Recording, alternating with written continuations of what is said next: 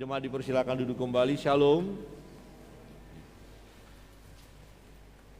Ya, pada sore hari ini kita bersyukur. Tema kita adalah Injil kekuatan Allah. Injil adalah kekuatan Allah. Kekuatan Allah apa ya? Ya, kebenaran firman Tuhan kan kita renungkan ini melalui perjalanan hidup ya seorang Saulus yang sebelumnya dia memang penganiaya orang percaya, tetapi berjumpa dengan Tuhan dan jadi pelayan Tuhan, dan dia berkata, ya mengakui kekuatan Allah. Injil itu adalah kekuatan Allah yang menyelamatkan. Kebenaran firman Tuhan dalam pembacaan kita, Roma pasal yang pertama ayat 16 dan 17, mari kita baca bersama-sama. Ya. Roma pasal 1 ayat 16 dan 17. Roma pasal pertama ayat 1 ayat 16 dan 17 ya, kita baca bersama-sama. 1 2 3. Sebab aku mempunyai keyakinan yang kokoh dalam Injil. Karena Injil adalah kekuatan Allah yang menyelamatkan setiap orang yang percaya. Pertama-tama orang Yahudi, tetapi juga orang Yunani. Sebab di dalamnya nyata kebenaran Allah yang bertolak dari iman dan memimpin kepada iman, seperti ada tertulis, orang benar akan hidup oleh iman. Ya. Dalam terjemahan lain bahasa Indonesia sehari-hari berbunyi demikian. Ya. Ya, bisa dibantu Elsie. Oke. Dalam terjemahan bahasa Indonesia sehari-hari dikatakan begini. Saya percaya sekali akan kabar baik, ya. Injil itu kabar baik, arti. Karena kabar itu adalah kekuatan Allah untuk menyelamatkan semua orang yang percaya. Pertama-tama orang Yahudi dan bangsa lain juga. Sebab dengan kabar baik itu Allah menunjukkan bagaimana caranya hubungan manusia dengan Allah menjadi baik kembali. Caranya ialah dengan percaya kepada Allah dari mula sampai akhir. Itu sama seperti yang tertulis dalam Alkitab. Orang yang percaya kepada Allah sehingga hubungannya dengan Allah menjadi baik kembali, orang itu akan hidup. Di terjemahan bahasa Indonesia sehari-hari. Jadi kita tahu bahwa hubungan manusia dengan Allah telah terputus retak sejak manusia itu jatuh ke dalam dosa. Semua manusia telah jatuh ke dalam dosa dan telah kehilangan kemuliaan Allah. Menjadi seteru, bermusuhan manusia itu dengan Allah. Nah, bagaimana supaya hubungan Allah dan manusia baik kembali? Ya, maka jawabannya adalah Injil. Nah, dikatakan tadi, Injil adalah kekuatan Allah yang menyelamatkan. Ya, Injil kabar baik itu, kabar baiknya adalah kekuatan Allah untuk menyelamatkan semua orang. Ya, yang mana yang diselamatkan? Yang percaya. Ya, yang percaya. Saudara yang terkasih dalam Tuhan, kita melihat ya siapa Rasul Paulus ini sehingga dia mampu menulis, ya menyatakan kebenaran bahwa Injil adalah kekuatan Allah yang menyelamatkan. Ya, lanjut. Siapakah Rasul Paulus ini? Sebelum ia berjumpa dengan Kristus, bisa lanjut LCD-nya. Sebelum ia berjumpa dengan Kristus, ya, ia adalah orang yang sangat tidak suka kepada Yesus. Ya, tidak suka kepada Yesus, juga tidak suka kepada pengikut-pengikut Kristus. Ya, bahkan Saulus berusaha untuk membinasakan para pengikut Yesus. Ya, dia menangkap dan memenjarakannya. Dia hendak melenyapkan Injil itu, saudara.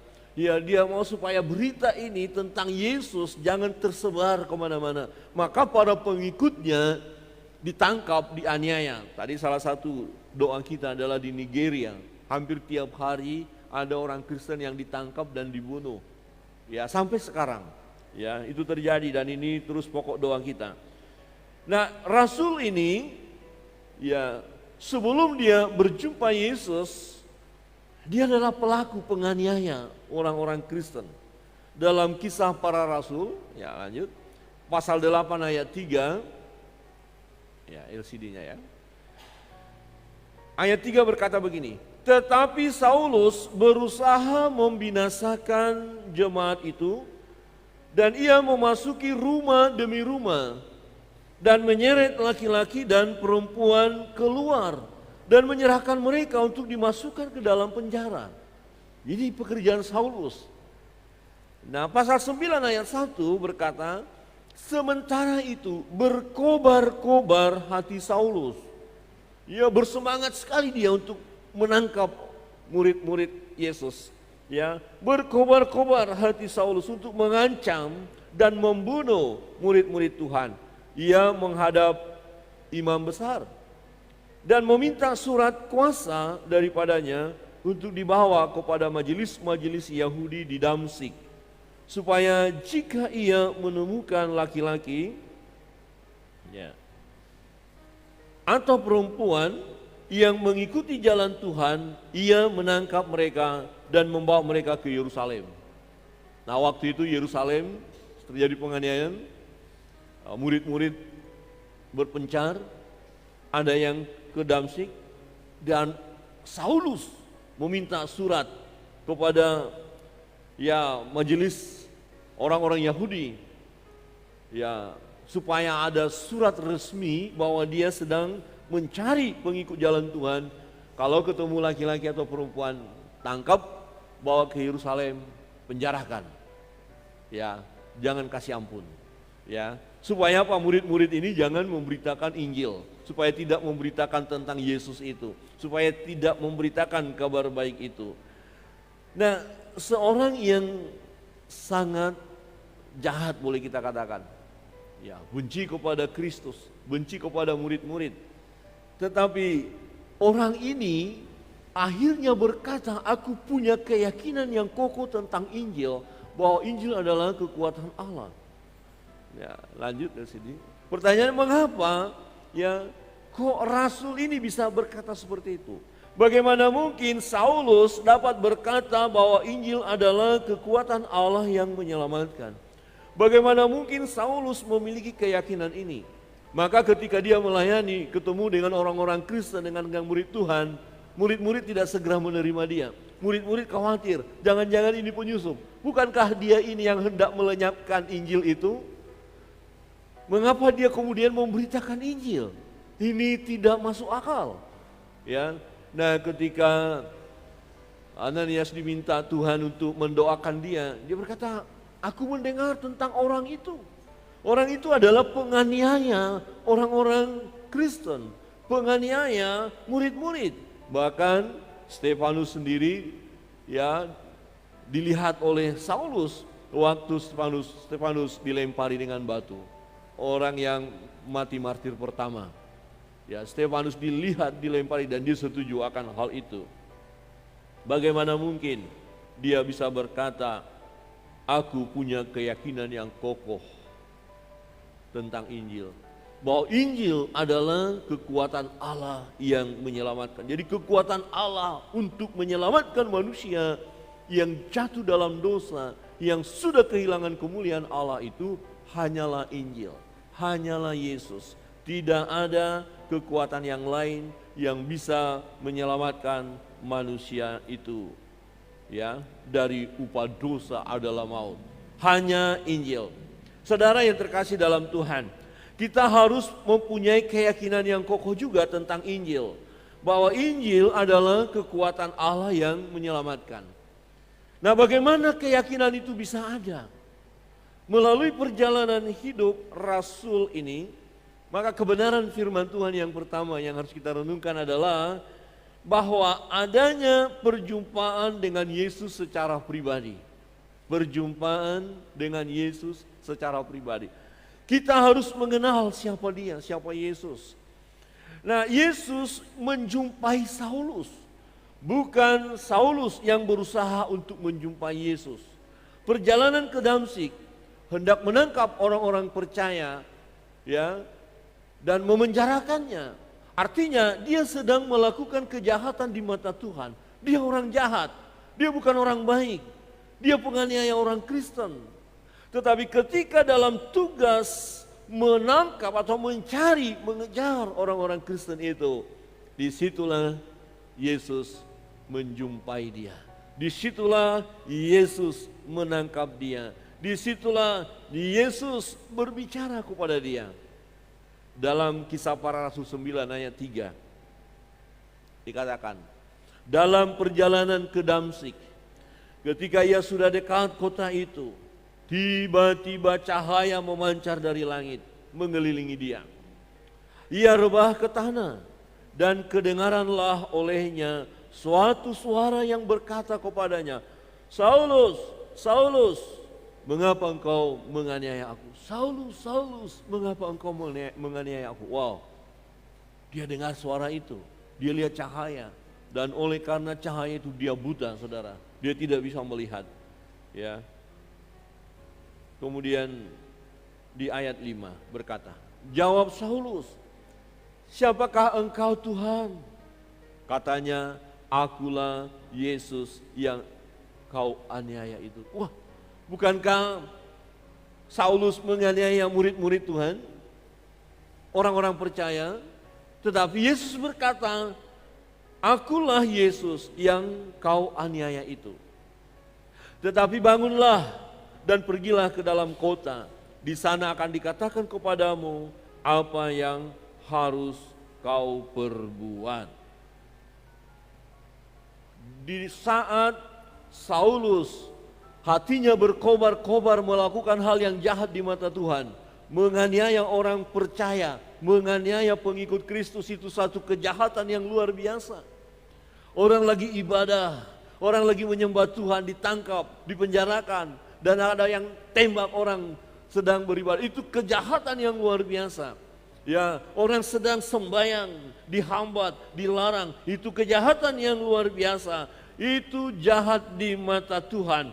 Tetapi saudara yang terkasih dalam Tuhan, perhatikan, di tengah-tengah Saulus melakukan kejahatan itu, tindakan yang tidak berkenan kepada Allah, yaitu menangkap orang percaya, menganiaya orang percaya. Di saat seperti itulah Yesus menjumpai dia. Yesus menangkap dia. Yesus mengubah hatinya. Yesus menyelamatkan dia. Inilah kekuatan Injil yang menyelamatkan dia. Karena perjumpaan dengan Yesus, akhirnya Saulus berkata, aku punya keyakinan yang kokoh tentang Injil, tentang kabar baik itu, tentang Yesus, bahwa dia sungguh berkuasa menyelamatkan. Dia orang terpelajar, dia tahu kitab suci, dia tahu kitab Taurat, dia kuasai semua.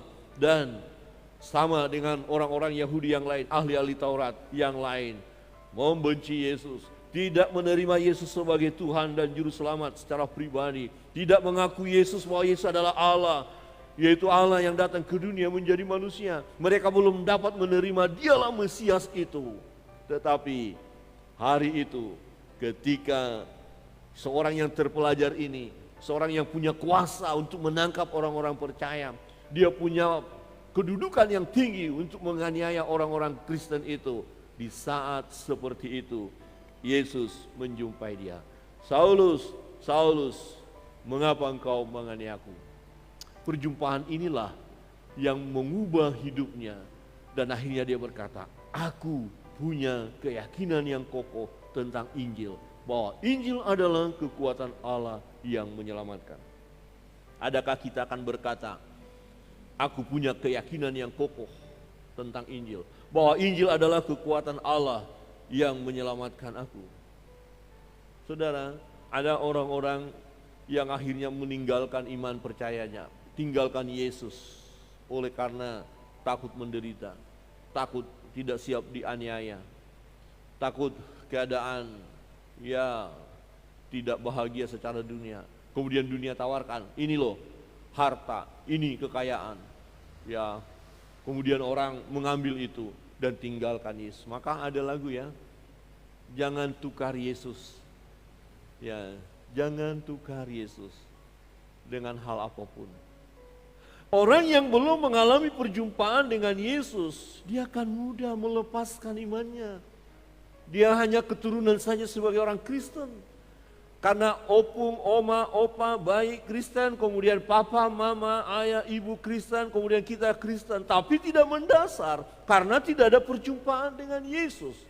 Tidak mengenal Yesus secara pribadi. Tidak mengaku Yesus sebagai Tuhan dan Juru Selamat secara pribadi. Maka ketika penderitaan datang, ketika ancaman datang, ketika permasalahan datang, pergumulan hidup menerpa, dan ketika godaan-godaan dunia datang, maka orang ini akan tinggalkan Yesus.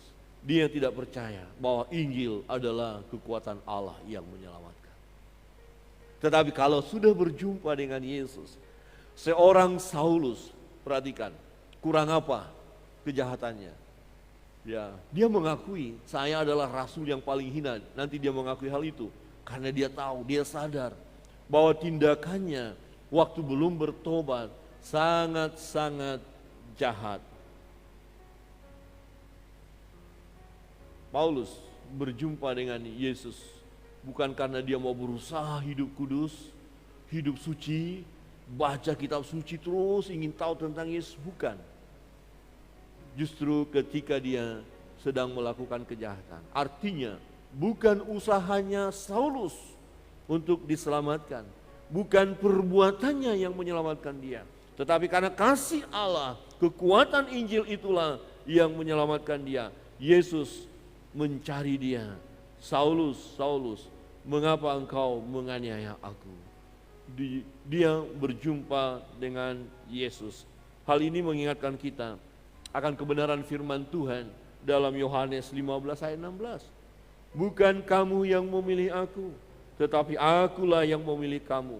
Dan aku telah menetapkan kamu supaya kamu pergi dan menghasilkan buah, dan buahmu itu tetap, supaya apa yang kamu minta kepada Bapa dalam namaku diberikannya kepadamu. Saudara, perhatikan, bukan kita yang pilih Yesus, tapi Yesuslah yang pilih kita. Kalau kita berhenti sejenak melihat perjalanan hidup kita, apakah kita baik-baik saja dan selalu baik-baik sejak dulu? Kemungkinan tidak. Kemungkinan ada yang melakukan hal yang sangat jahat. Tetapi kalau hari ini kita ada, ya, datang di gereja, ya, menyembah Dia, ini adalah kasih karunia Allah. Ini adalah pilihan Allah kepada kita. Ini panggilan Tuhan. Dan dari sisi kita adalah respon positif yang kita lakukan, kita datang kepada Dia. Saudara, sudahkah saudara berjumpa dengan Yesus secara pribadi? Saya sejak kecil dilahirkan memang udah Kristen. Papa mama udah Kristen, opung sudah Kristen. Tapi tentang siapa Yesus, saya tidak paham. Ke gereja ya ke gereja, sekolah minggu. Bahkan sempat tidak pernah ke gereja sama sekali juga beberapa tahun. Tetapi ketika saya di Kalimantan, ya, saya kuliah di sana dan saya mengalami perjumpaan dengan Tuhan. Pada saat keadaan tak berdaya di rumah sakit itu, ya, hampir mati, saya mengalami mujizat dari Tuhan. Ya, sebenarnya nyawa saya sudah selesai waktu itu. Tetapi teman-teman berdoa, teman-teman terus mendoakan, dan maut itu luput. Saya saksikan sendiri. Ini jadi orang Kristen rupanya begini. Baru saya akui, Tuhan, Engkau dahsyat. Waktu itu baru saya katakan, baik, saya percaya Yesus. Saya berdoa, saya menyerahkan diri kepada Tuhan. Saudara, tentu ada di antara kita yang punya pengalaman pribadi bersama dengan Tuhan. Pengalaman pribadi bersama dengan Tuhan akan menguatkan iman kita ketika ada godaan, ketika ada penderitaan, ketika ada tekanan, ketika ada kesusahan. Kita tetap berkata, Injil adalah kekuatan Allah yang menyelamatkan. Amin. Tetap pegang teguh iman. Jangan mundur, jangan lemah, jangan menyangkal Yesus. Ya, tetapi tetap berkata, Injil adalah kekuatan yang menyelamatkan. Hal itu akan dapat kita katakan manakala kita mengalami perjumpaan dengan Tuhan. Kita mengenal siapa Yesus, kita bergaul karib dengan Dia, kita bercakap-cakap dengan Dia, kita membaca firman-Nya, kita berbicara kepada Dia di dalam doa. Hubungan ini terus-menerus akan menguatkan iman kita, dan kita akan berkata, sekali Yesus, tetap Yesus. Amin. Coba lihat kiri kanan dan katakan, sekali Yesus, tetap Yesus. Jangan ada yang lain. Jangan ada yang lain. Kebenaran yang kedua, Bapak Ibu Saudara yang terkasih dalam Tuhan. Ya. Kita harus mempunyai keyakinan yang kokoh tentang Injil. Bahwa Injil adalah kekuatan Allah yang menyelamatkan. Bagaimana keyakinan itu bisa ada? Ya, kebenaran yang kedua adalah karena Injil itu berkuasa. Injil itu hidup. Ya. Injil tidak bisa dimusnahkan dan tidak akan musnah. Injil itu apa? Ya, Injil adalah kabar baik. Kabar baiknya apa? Kabar baiknya itu adalah tentang Yesus, pribadi Yesus. Siapa Dia? Firman yang jadi manusia. Apa yang Dia lakukan? Dia datang ke dalam dunia, dan di dalam namanya ada pengampunan dosa. Di dalam nama Yesus ada pertobatan. Di dalam Yesus ada keselamatan. Di luar Yesus tidak ada, sesuai dengan kitab suci. Sebab Alkitab berkata, Akulah jalan dan kebenaran dan hidup. Tidak ada seorang pun yang sampai kepada Bapa. Tidak ada seorang pun yang bisa masuk surga. Tidak ada seorang pun yang bisa mengalami hidup yang kekal. Tidak ada seorang pun, kecuali mereka yang percaya kepada Yesus. Akulah jalan dan kebenaran dan hidup. Tidak ada seorang pun yang datang kepada Bapa, kecuali melalui aku, kata Yesus. Jadi satu-satunya jalan adalah Yesus. Itulah Injil. Injil itu adalah Yesus itu sendiri. Kabar baiknya adalah di dalam Yesus ada keselamatan. Di dalam Yesus ada pengampunan dosa. Dia datang ke dalam dunia menjadi manusia, mencari dan menyelamatkan yang hilang. Dan respon manusia adalah membuka hati dan percaya kepada Yesus. Banyak orang melakukan tindakan-tindakan hendak memusnahkan Injil, menghambat orang Kristen untuk ibadah, membakar Alkitab, menganiaya orang Kristen, pelayan-pelayan Tuhan yang memberitakan Injil dibunuh, dan banyak tindakan mau meredam supaya Injil ini jangan tersiarkan kemana-mana. Tetapi sehebat apapun usaha mereka untuk memusnahkan Injil itu tidak akan musnah. Amin. Dia punya kekuatan yang menyelamatkan. Dan ini masih terus diperlukan karena masih banyak orang yang belum mengalami keselamatan. Apakah dengan tindakan penganiayaan kepada saudara-saudara kita di Nigeria, kemudian Injil berhenti di Nigeria? Tidak. Justru kalau kita lihat Nigeria ada satu gereja yang sangat besar sekali. Luar biasa, orang berbondong-bondong datang kepada Tuhan. Tapi situasi seperti itu, ya di daerah lain di Nigeria orang-orang Kristen ditangkap, dibunuh. Dan saya melihat luar biasa. Tadi pagi pendeta menyampaikan waktu kita doakan, ada orang-orang Kristen itu ditangkap, ditaruh di jalan raya, kemudian nanti ada truk dilindas, mereka mati semua ya. Kemudian saya melihat itu media sosial ditayangkan itu, mereka disuruh digali lubang, suruh berdiri. Kemudian ada alat berat, kasih tanah, timbun hidup-hidup. Ya mati, karena udah ditimbun kan, akhirnya mati. Dan itu keadaan tersiksa. Penculikan sampai sekarang masih ada. Dan ini masih pokok doa kita. Nah, saudara yang terkasih dalam Tuhan, apakah dengan memperlakukan seperti itu, kemudian berita, kabar baik ini berhenti? Tidak. Justru kematian martir, di situ akan tumbuh gereja. Amin. Darah martir adalah dasar pondasi untuk gereja berdiri. Mereka tidak mengeluh. Orang-orang di Nigeria tidak menyangkal iman mereka. Mereka tetap percaya kepada Yesus. Lukas pasal 24 ayat 46 berkata, katanya kepada mereka, ada tertulis demikian, Mesias harus menderita dan bangkit dari antara orang mati pada hari yang ketiga. Dan lagi dalam namanya, dalam nama Yesus, dalam namanya berita tentang pertobatan dan pengampunan dosa harus disampaikan kepada segala bangsa, mulai dari Yerusalem. Yerusalem, Yudea, Samaria, ujung-ujung bumi. Ini perintah Tuhan. Bagaimana mungkin Injil itu dimusnahkan? Bagaimana mungkin Injil itu dihambat? Bagaimana mungkin ya Injil itu tidak bergerak? Pasti bergerak. Banyak usaha manusia untuk menghambat pekerjaan Tuhan. Banyak usaha pemerintah-pemerintah di negara tertentu menghalangi pekabaran Injil. Tetapi sehebat apapun ya mereka, ada undang-undang yang dibuat sedemikian rupa, sehebat apapun undang-undang itu tidak akan bisa memusnahkan Injil itu. Tidak akan bisa menghentikan gerakan Roh Kudus di mana Injil harus diberitakan ke segala bangsa. Kita harus berani berkata, aku punya keyakinan yang kokoh tentang Injil. Karena Injil adalah ya kekuatan Allah yang menyelamatkan. Di luar Injil tidak bisa manusia itu selamat dari hukuman dosa, tidak bisa. Injillah yang menyelamatkan. Jadi kekuatan Allah, Injil adalah kekuatan Allah untuk apa? Untuk menyelamatkan manusia yang berdosa itu.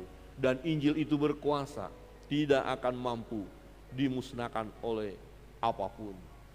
Situasi apapun, secanggih apapun dunia ini, sehebat apapun kuasa kegelapan yang bekerja, sekeras apapun manusia yang menentang pekabaran Injil, Injil tetap disebar luaskan. Amin.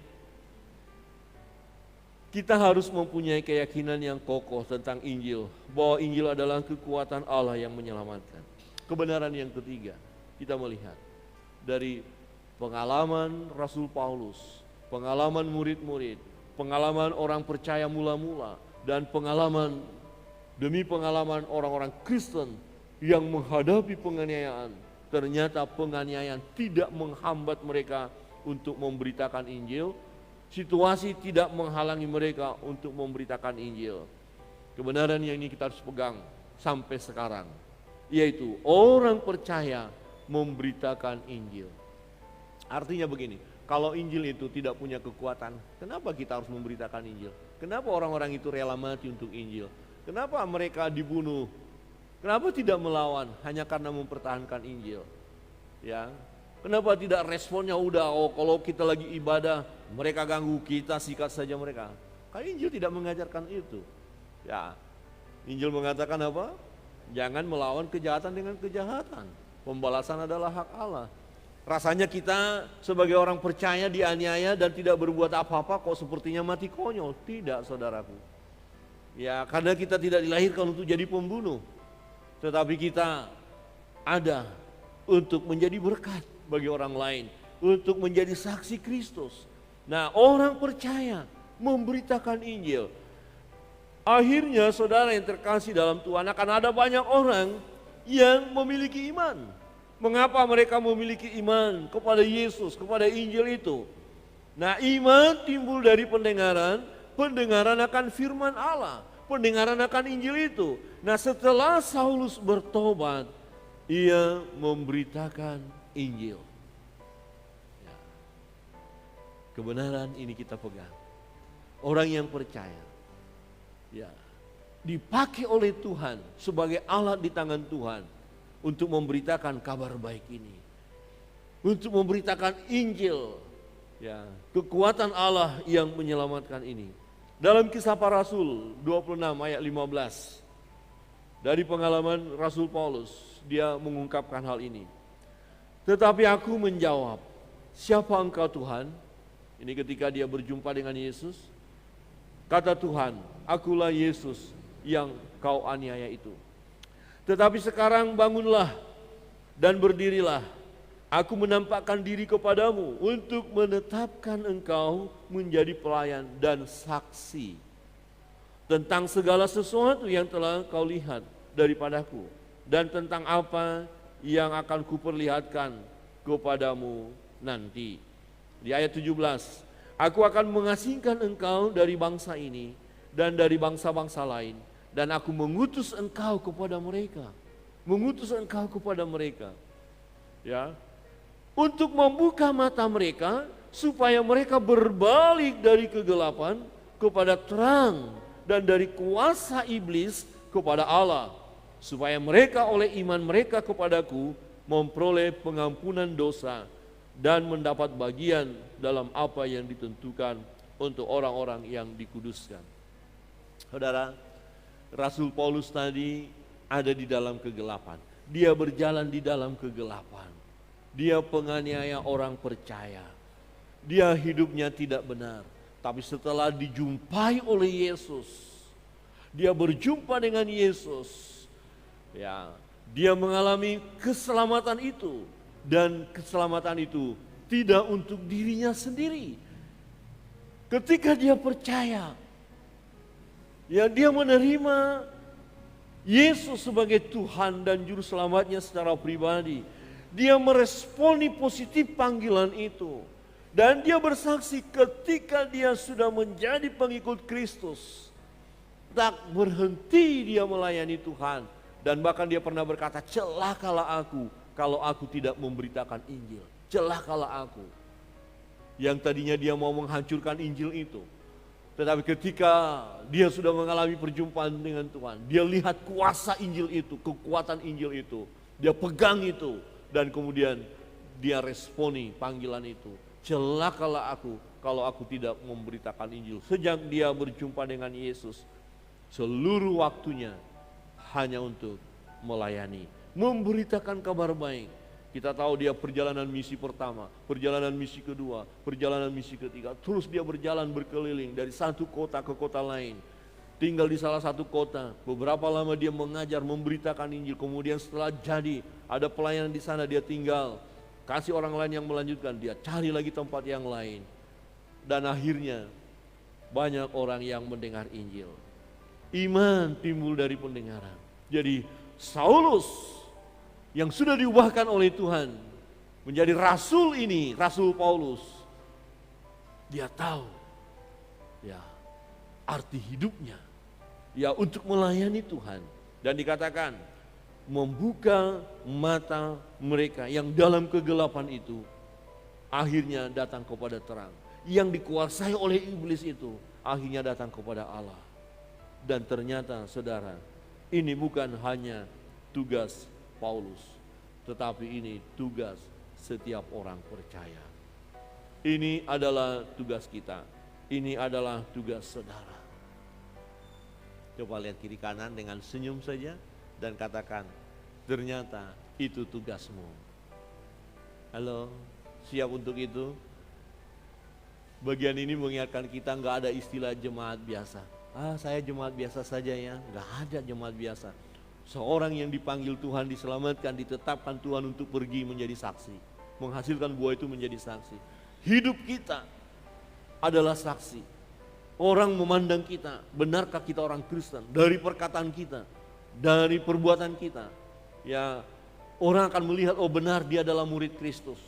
Ketika Saulus datang memberitakan kabar baik, awalnya orang takut, bagaimana mungkin dia ini memberitakan kabar baik. Tapi hidupnya yang sudah diubahkan oleh Tuhan. Ya, dia berkata, hidupku bukan aku lagi melainkan Kristus yang ada dalamku. Semua terpancar dari kehidupannya sebagai pribadi yang sudah diselamatkan, pribadi yang sudah diubahkan oleh Tuhan, pribadi yang sungguh-sungguh percaya kepada Yesus. Saudara, perhatikan, berseru dalam nama Tuhan akan diselamatkan. Dia tadi belum berseru dalam nama Yesus, dia tidak percaya Yesus.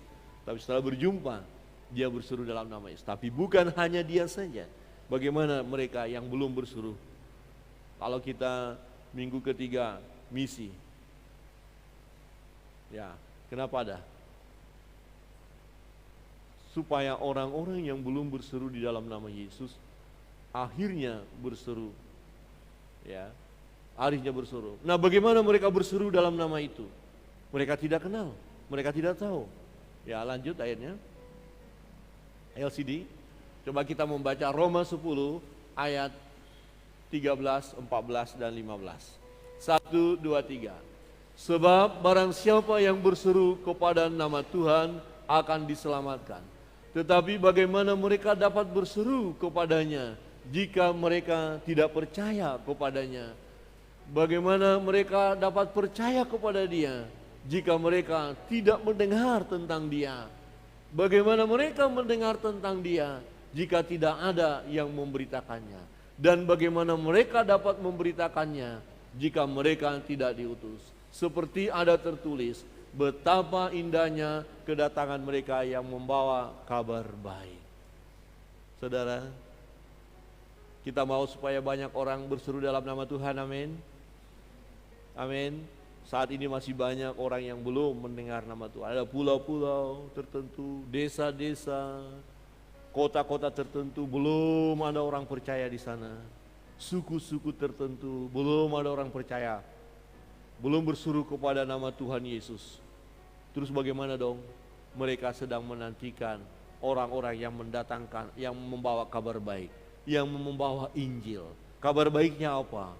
Injil adalah kabar baik. Iya, kabar baiknya apa? Yesus Kristus yang datang ke dunia menjadi manusia. Dia Allah yang jadi manusia. Rela mati di kayu salib itu. Dan darahnya ya membasuh dosa-dosa manusia. Dan yang percaya kepadanya tidak binasa, melainkan beroleh hidup yang kekal. Yang percaya kepada Yesus, hidupnya diubahkan. Yang tadinya menuju neraka, sekarang menuju surga karena percaya kepada Yesus. Hidup oleh iman.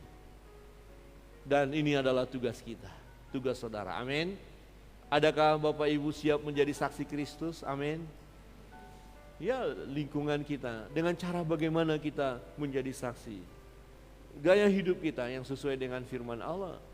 Dengan doa-doa kita berdoa, mulailah doakan orang-orang tertentu yang kita kasih, yang hidupnya masih di dalam kegelapan itu. Doakan, Tuhan jamah saudara saya ini.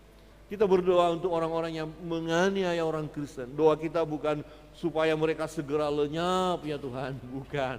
Kita mengutuk namanya, tapi Tuhan jamah mereka. Kalau Saulus saja akhirnya menjadi rasul, menjadi pelayan Tuhan.